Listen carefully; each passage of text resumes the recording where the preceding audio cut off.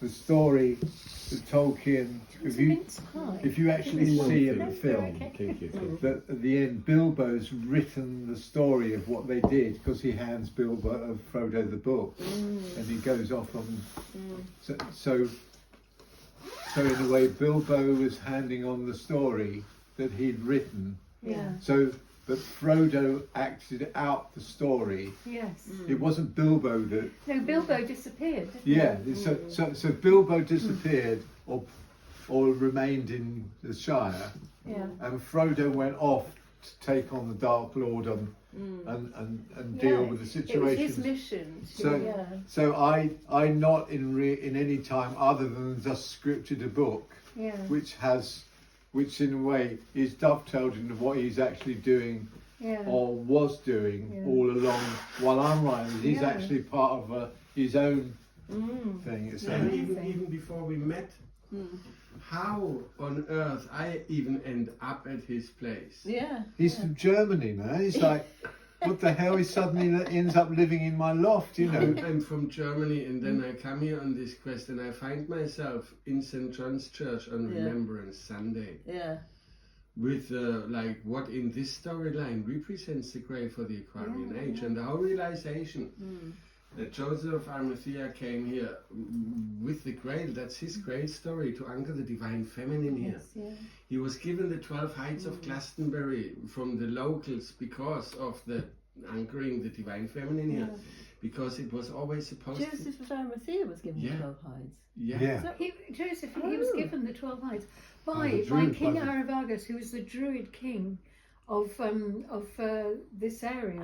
I didn't get it with Joseph of Arimathea who was given. Right. And the locals, they knew that back in Atlantis, this goes back to Atlantean times, when this was kind of the main portal, and there was like Isis, she was here. Isis of Atlantis, this was her portal, really important, heart chakra of the world. And it was because of this that Joseph of Arimathea came here to anchor the divine feminine. He was told by an angel to build the first church here in the abbey. After he had planted his staff, and the Holy Thorn started to flower, and so this staff flowering was like the fundament of the sovereignty of the 12 Hides of Glastonbury, dedicated to the Holy Mother. And then with like the crown, like eradicating that, and like with the sacrifice of Richard Whiting, taking the Holy Mother out of the Holy Trinity. First it started with when Joseph of Arimathea anchored that here. The Holy Trinity in his heart was the Holy Mother, the Holy Father and the Holy Son. No doubt about it. Then the Roman Empire started to take the Holy Mother out of the Holy Trinity to use the power of the Church for war.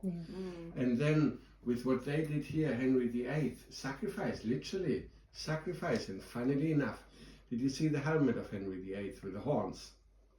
No. He's got... Did he have a helmet with horns? It's ridiculous. And he had been given this helmet by a Holy Roman Empire. And then this whole sacrifice of Richard Whiting was the key sacrifice, like the basic for the black magic ritual. But Henry hated the Church of Rome. Which was he working for them, really? Well, no, he hated them because they had the power of the Holy Grail. He wanted to do the same because he knew. And for this whole connection, like literally the last Holy Roman Empire, he gave him that helmet. And like that, they both took the power of the Grail story, like of Joseph Arimathea's Grail story, and used the power of that for war, to send people to war, because they took the Holy Mother out of the Holy Trinity. And it's beyond. There is no doubt about it. It's demonic. Yes, it is. God, helmet. Where is that? But this is bonkers. So this is at the Royal Armoury. Like it's part of the Royal Armoury. This kind of thing, they all go like, oh yeah, he probably wore it for comedy. La la la. Oh yeah, he killed Richard Whiting because he wasn't allowed to marry. No, it was literally black magic of the crown. So it says the horned helm of Henry VIII, commissioned in 1511 as part of a suit of armour that was gifted to King Henry VIII by the Holy Roman Emperor. Oh my God. This Totally is demonic. literally Yeah. bonkers, but this is the connection how the Roman Empire took the divine feminine out and the English Empire. Yeah. And now when they cut off the Holy Thorn, this is literally keeping that spell alive. Yeah. It is the spell of war. It says With what here- they did with Richard Whiting, this was the spell of war. This was the foundation for slave trade, colonization, all the wars and everything. It's beyond. When you say cutting of the Holy Thorn, do you mean On the 18th Sprig. of the sprig. that goes So- to so the, we to the think- royal table? We think, like I think, oh, it's a quaint little English tradition, It's not. but they're giving the sovereignty away to the crown. And this is every Never year. thought of that. And this is every year enacted consciously. Yeah. The oldest child of St. John's Church cuts it off like the That's first one to right, go to yeah. war. And that's where I've been inside this whole kind of the parades, the ceremonies. The cutting the thorn, it's this, it's played off as a nice simple gift to the monarch, but it's like a reminder that Where does that come from? Oh, really? From the sacrifice of Richard Whiting up there, from the destruction of from when the 12 Hides of Glastonbury lost their sovereignty. Yeah, there's our sovereignty every year. Yeah, hang on. It's a ceremony. The tree wasn't about losing our sovereignty, was it?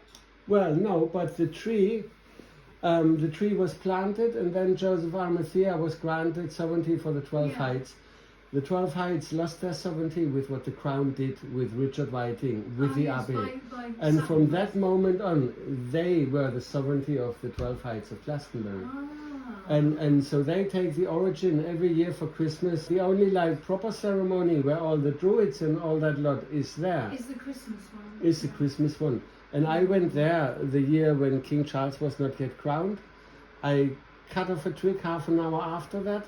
I went to see the mayor and the druids at the town hall. And I said, look guys, you know what I'm doing with her? And can we just inject the magical powers of the crown back into her, into the icon?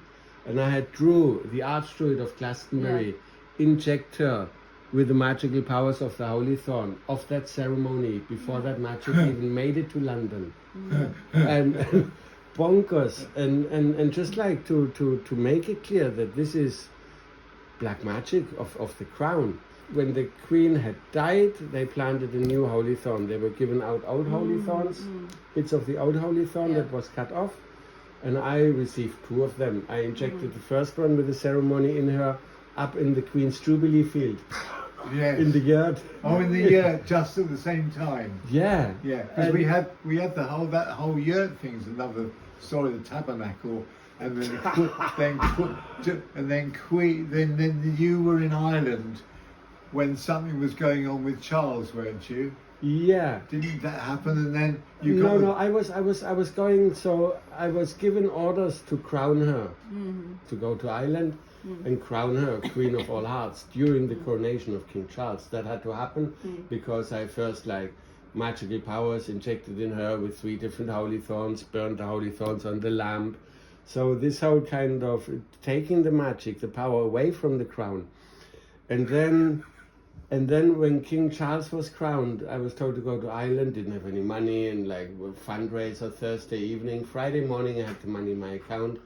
I drove to the ferry with my van. Oh my God, my van. How that van made it to Ireland, it's a miracle itself. Jesus. Oh, But I missed Ireland, man. I missed the ferry. I was stuck in this little village, the ferry town, and I'm like, fuck, it's the coronation of King Charles. I need a church. All the churches in the town, in the village, were closed because it was the coronation of King Charles. There was only one church open, and that was the Church of St. Michael and All Angels in a forest, and there was nobody there. So I took the lamps, took my drum in that church, called literally at the same time while they crowned King Charles. I was in there calling in all the angels, literally St. Michael and all the angels. They were not, and I'm getting goosebumps all the way down to my shin. And I crowned her Holy Mother Mary, Queen of All Hearts. I anointed her and everything, calling in the angels, da da da da da. And I thought it was really beautiful, to crown her Queen of All Hearts, because back in the days, there was a time when the whole of England thought when King Charles would be crowned, they would get their Queen of Hearts, which would have been Lady Diana. Yeah. And so on that very day, the Holy Mother Mary of the Seven Flames was crowned Queen of all Hearts. And I've got it written down in the church book with my fingerprint and everything. So beautiful. So you see that, so then we're synchronizing into, so there's parts in here that I don't know are significant, that I read to Sven or happen to read, but he's already recorded me talking about it, and it fits in. So he's kind of virtually playing out stuff that I've written about.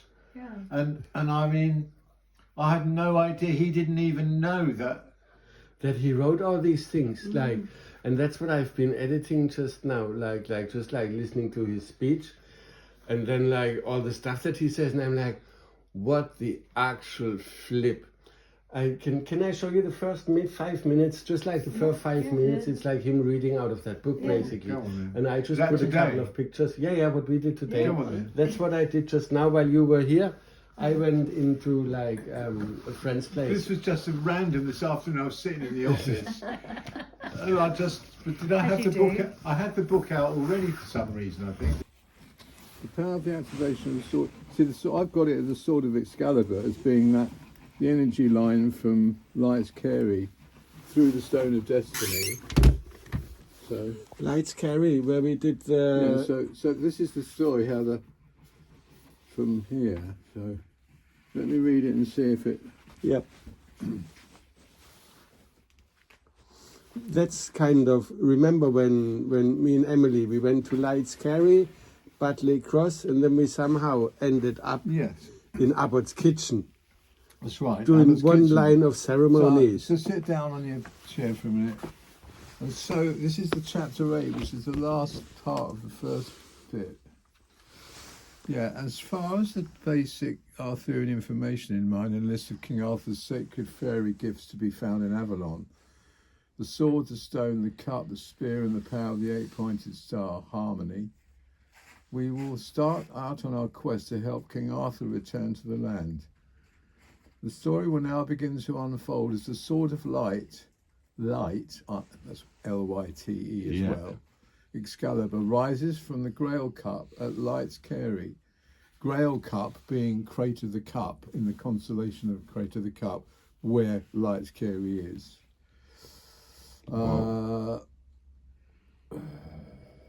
Out across the zodiac to Butley Cross, where it is trapped or held in this curious stone that sits under the wayside cross. This stone, one of King Arthur's intuitive fairy gifts, is an analogue of the Stone of Destiny, around which all life revolves and evolves. The zodiac circle here in Avalon surrounds this sacred stone at the centre of the soul of man's temple. It is sometimes known as Solomon's ship, the ship of Sol, the sun, the returning king. These three Marsos days also represent the symbol of the Druidic Arwen, seen on many government buildings and monuments, meaning divine inspiration or spirit from source. The three rays of golden light shining down from the 3 stars of Orion's belt, down upon the moonboat Argo Navis. The holy ship is also carrying on board the evolving Christ-like new human, who is awaiting transformation by this divine inspiration from source. The Butley Cross, the missing capstone, the light, the home of the all-seeing eye, and an analogue of the Stone of Destiny, around which all life revolves and evolves, wherein the sword of truth Excalibur is held. With humanity's consciousness beginning to wake up, King Arthur will soon be returning to the land, and the magical sword of Excalibur will then be released from the stone, allowing the age of Aquarius to proceed. David, just a quick one. With that, bearing in mind with how Craig Press, the sound of the rocks of Merlin's cave, match the frequency of his Merlin's chamber transpulse, how this is spirit confirming Excalibur in a way that only spirit can. Bonkers. Yes. So, golden rays of divine light will symbolically pour down into the Christed new human sitting on board Solomon's ship Argo Navis, moored on the levels at Compton Dundon underneath Aries at Walton Hill near Street. The Golden Fleece, the Great Bear, King Arthur. Is that where the yew tree is? Yeah. Fuck. Christ consciousness will have arrived with the new human. The planetary DNA evolves. But with Excalibur, the sword of truth and light, held in the stone, it became clear that the stone was holding up humanity's evolution. So it is not surprising that as harmony is gradually being reached on this planet, with the raising up of consciousness, the sword of truth will wrest itself from the stone of destiny, travel onward and empower itself with the 8-pointed star and sacred geometry of harmony, divine ratio, and what I call heaven's truth. David, just a quick one here. We'll travel on 8-pointed star. Yeah. This in the Grail Cup. Yeah. There's an 8-pointed star in there. Carry on. So, what they call the heaven's truth of Glastonbury Abbey. On the way to Glastonbury Abbey, Excalibur enters the sacred enclosure near the Finger of God and Park Wood, at the centre of the Star Temple, where is to be found Butley Court, St Leonard's Church, and the Cedar Walk and the Rose and Portcullis Pub. The rose at the centre of King Arthur's Round Table. Many of the dragon clan of past ages helped to prepare this royal, holy and sacred landscape temple here in Butley. The dragon heart of Avalon awaits the return of the Pendragon. The sword of truth can be empowered in this holy sanctuary by Grail Knights, true to the Grail Code and the Law of One. The dragon force can be raised for the higher good of all, our most royal of duties here in the soul of man's temple. It is also said that it is the Dragon King who is able to raise the light from the Stone of Destiny by touching it and receiving the electromagnetic ancestral DNA awakening of magnetic love, healing and electric light from the stone, the light. The royal sword of Excalibur, the Dragon Force. From the moment of the activation of the new human, there will be a growing awareness in the understanding, application and use of the natural law of one, which will cement the connection on heaven here on earth and the location of this planetary zodiac. The Glastonbury zodiac is a safe ground portal and a focus for anchoring heaven on earth. The harmonic pulse of this awakening will quickly reverberate around the planet via a re-energized grid, the stability of which is now being taken care of by the awakened new humans at each stargate or dragon lair on this planet. Christ consciousness will have arrived at long last. just a quick. Come on, let me finish. Oh. Now we see the brother of the Christed Gemini twin, seen to be the Buddha of Bradley Hill, or Percival, getting a ride on his back of the Royal Glastonbury Unicorn. But from the War Memorial, Stanley Ailes, maybe a brother, I don't know, Percival Ailes, we began with. We begin with Percy Ailes. Or Percival. Percival Ailes. Percy Ailes. Or Percival, getting a ride on his back of the Royal Glastonbury Unicorn. As keeper of the Grail story of Aquarius and Avalon, Joseph literally prepared the way for the future and anchored the Christ consciousness story into the land at Glastonbury Abbey, so as to provide an understanding for this very important message for humanity. This message was to be discovered when the Great Awakening was to begin. This was to be at the commencement of the age of Aquarius, 2,000 years in the future. The time is now. Oh, David, and here, just like, because it's like the end of this chapter, when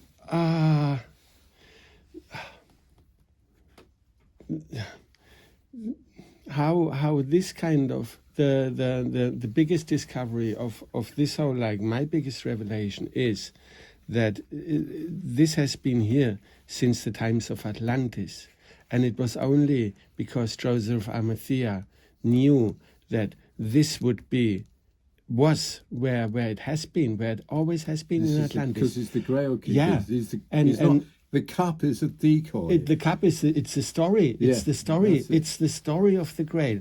And then the locals, they were giving him the 12 Hides of Glastonbury as a sovereign state of the divine feminine, because they knew it was here in the times of Atlantis.